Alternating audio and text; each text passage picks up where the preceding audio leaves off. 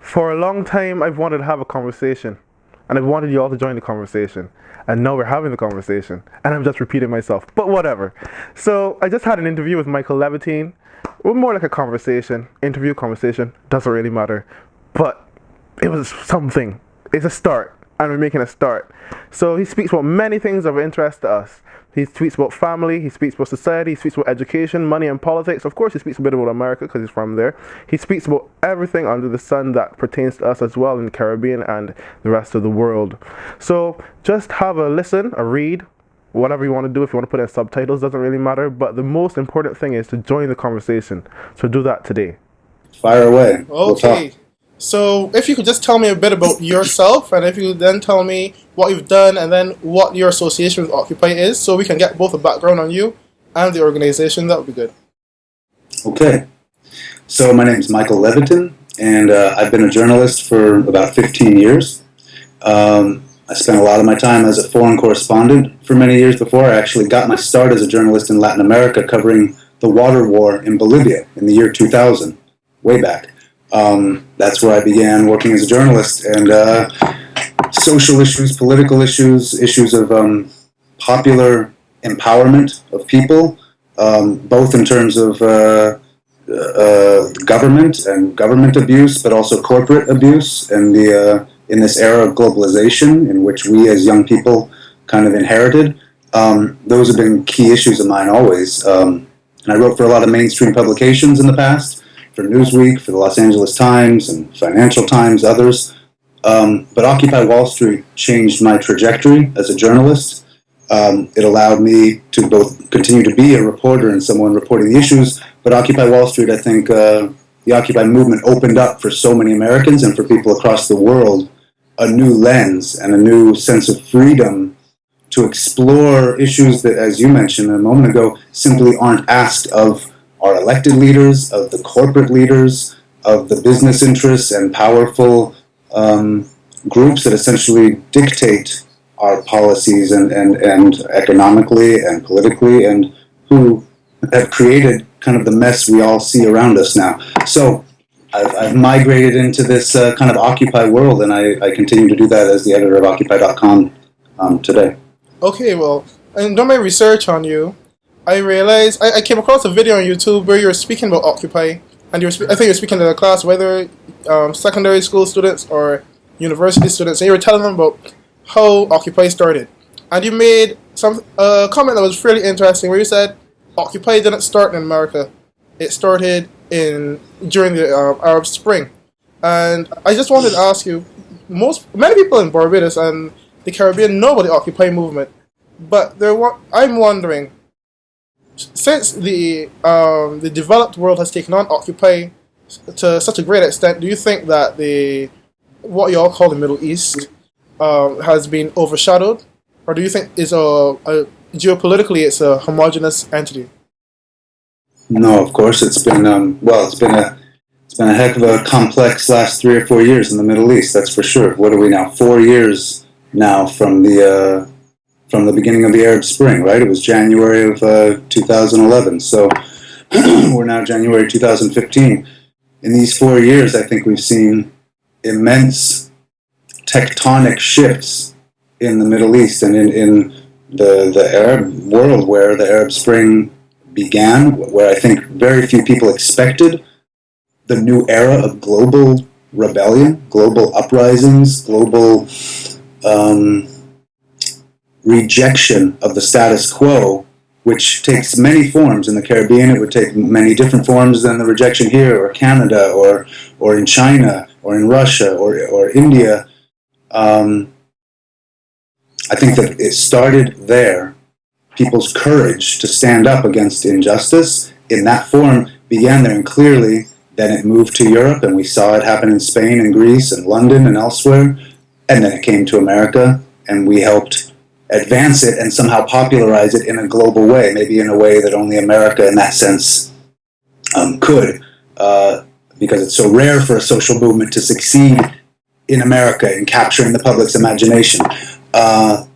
In terms of the Arab world, I think that we've seen both great accomplishments, but also great disappointments. And obviously, the Syrian civil war is a horrendous.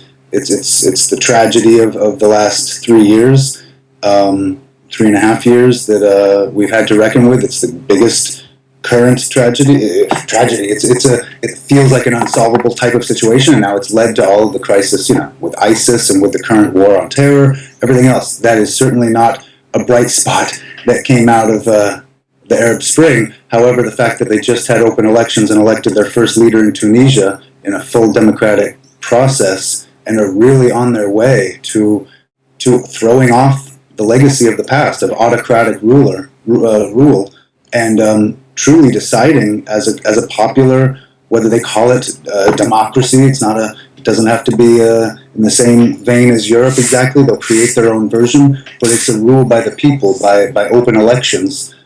That's a great success. Egypt is a much more complicated case because they had open elections. They got a leader and a party, and it was far too much to the religious extreme for too many people. And so it had to swing back, and it was quite an ugly process there. And we've seen how many people have died and how many journalists have been jailed when you speak to the issue of reporting, and how they basically have a military power regime there. So you see these different cases of how the Arab Spring has played out, and we're seeing in Bahrain right now, people are continuing to go into the streets. I think it will only continue, but it's going to be a messy process moving forward over there because people are a lot more on the edge and they have a lot more to lose. Whereas here, Occupy and all these different movements are evolving, but not with that kind of urgency. Not give me food today. Not yet kind of urgency, but we're moving that direction as well, as they are in Europe too. So, as you mentioned, geopolitically, you see that societies around the world are diverse and their cultures are diverse, and their culture is going to inform their philosophy. The philosophy informs their ideology. So even if everyone is moving towards democracy, that democracy is going to develop and form in different ways, right? So if that's the case, and Occupy is a global movement or a global thought in some way, what is the role of Occupy? It wouldn't be then to create a homogeneous thought, but to create something that's more participatory and inclusive? I think so, yeah. Homogeneous would not be the word I would use to describe. I think it's part of the trend. I think Occupy was one word, one concept, and it embodies kind of a worldview of power, shifting power back to the people. And I mean, that's going to take all its different forms. You shift power back to the people. In Bolivia, you get an indigenous leader who now has really impacted the country enormously and has been in my book, someone like Evo Morales, a pretty historic leader in terms of shifting Latin America's political geography. But that's very different from the kind of new leader we might see in Greece if Syriza comes to power and they try to throw off some of these, the austerity program. It's going to take different forms everywhere. I think that's absolutely true. And I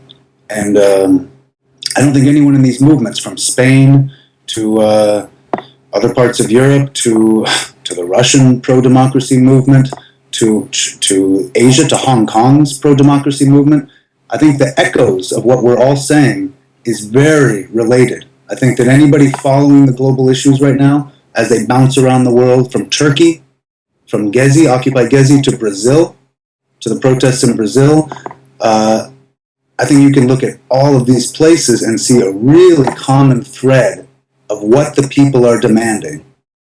They're demanding autonomous right to choose their own livelihood, their own political, sustainably envisioned future, not at the mercy of the elites, whether it's government or corporate or both.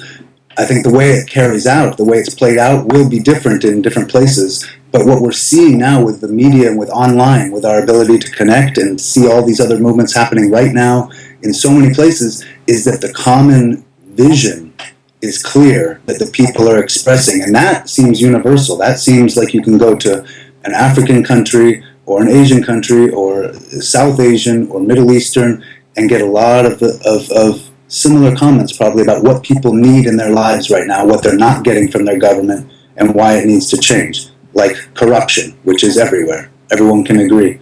But yeah, how it plays out will be different everywhere, and I think everybody loves that idea because we're not seeking homogeny, we're seeking fairness and justice. Okay, so next question then, stemming from what you just said. There's this concept, especially, I wouldn't say that it's widespread. I would say it's widespread in thought, but not in being clearly articulated, which is a concept of the participatory society, and some people call it participatory democracy and participatory economics or economy, right?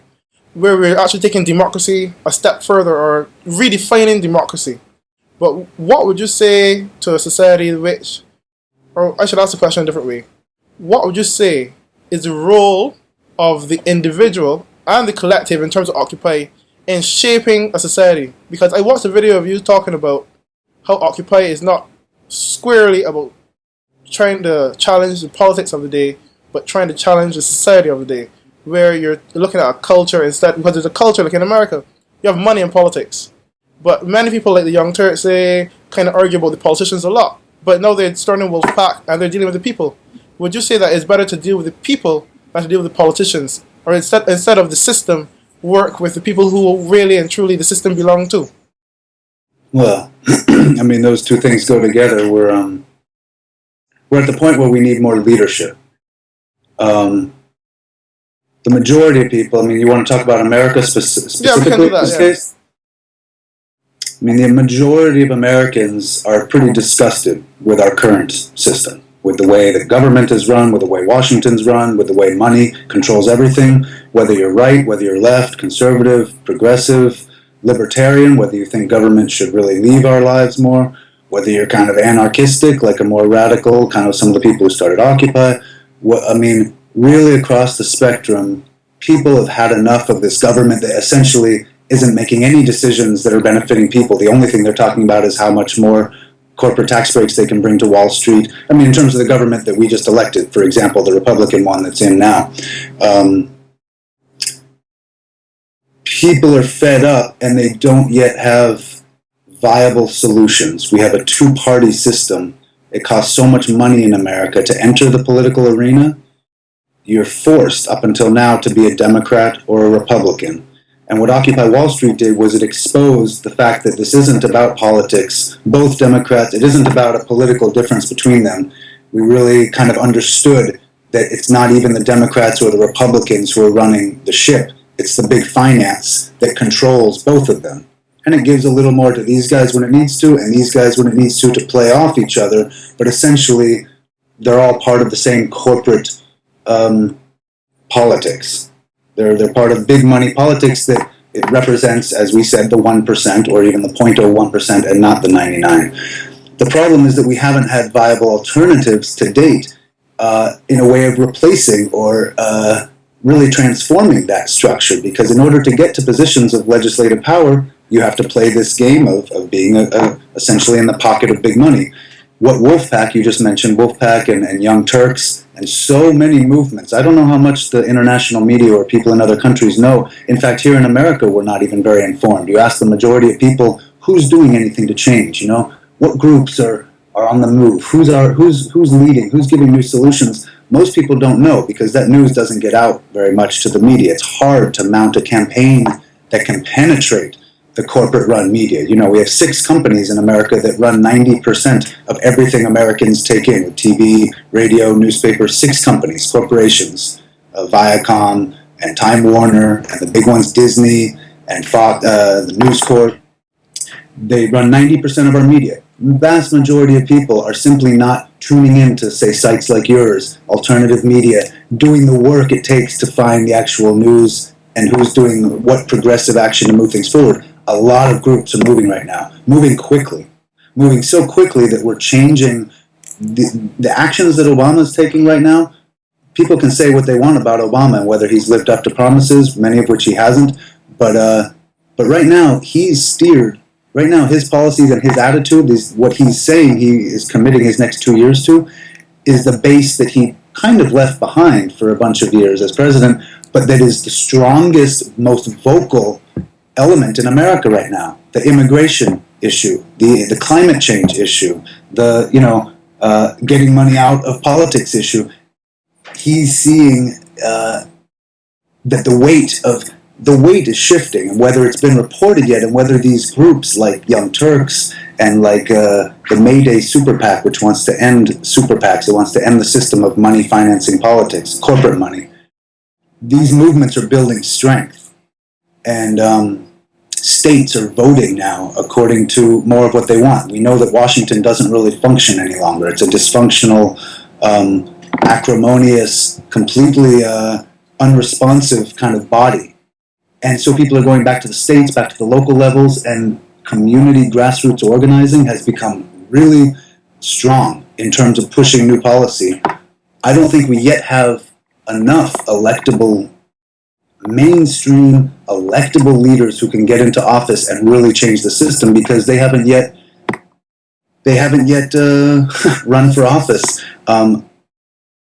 I think that the movements are driving them to do that, and we're going to see more and more people, like you say, is it the people or is it the politics we need to change? I think the people are coming. The people are getting together. Groups across the country, across the world. You look at Europe right now, the Podemos party, one of the most powerful parties in Spain. They just initiated their party less than a year ago, and they're already the fourth most voted party in Spain. They were the M15 Indignados movement of Spain. Right now, the group that's about to take over the country of Greece, Syriza, they emerged out of the 2011 anti-austerity protests. And you have, in Italy, the Five Star movement. I mean, you have movements now. Europe is much faster because they have less financial constraints to elevate a party's message. In America, it's going to take a little longer, but once this shift is underway, I don't think you can stop it. And now people are even challenging, Hillary Clinton and the centrist Democrats with an Elizabeth Warren message. Elizabeth Warren is one of the most courageous, articulate, forward-thinking, mainstream politicians. She's our leading woman, in a sense, in the country right now. And I don't think she will, and I don't think she should run for president, because she can be much more powerful steering what is otherwise a directionless, lost, gutless kind of Senate. She is not gutless. I would follow further direction from Elizabeth Warren. She's the kind of leader that's kind of stepping up now in this kind of post-Occupy era. What Occupy helped do was open up a new space where the honest things, the confrontation against injustice, against kicking people out of their homes, taking away their jobs, bailing out the banks, creating more tax breaks and tax havens, the things that only favor the elites, we're finally able to say now and to reject that. And people like Elizabeth Warren, like Bernie Sanders, like even the mayor of New York City, Bill de Blasio, he rode the wave of Occupy, of this idea of inequality, that we must fix this economic injustice of our system. And he's now leading the largest, most important city, in a sense, on I don't know, can you say on Earth? It's the financial capital on Earth. Probably. I mean, New York is New York, right? So if he can change New York, we probably have some hope for optimism. So I would say you have to go both ways, and we're really looking for ways to start to penetrate and enter the system in a way that really brings about change. And we saw it was a pretty depressing election for a lot of people in America, because the right came back and used fear arguments and really swept into power. But I think it's a temporary. They don't have the message and they don't have a vision, and I think we're building it. It's just quiet, and it takes longer to get there.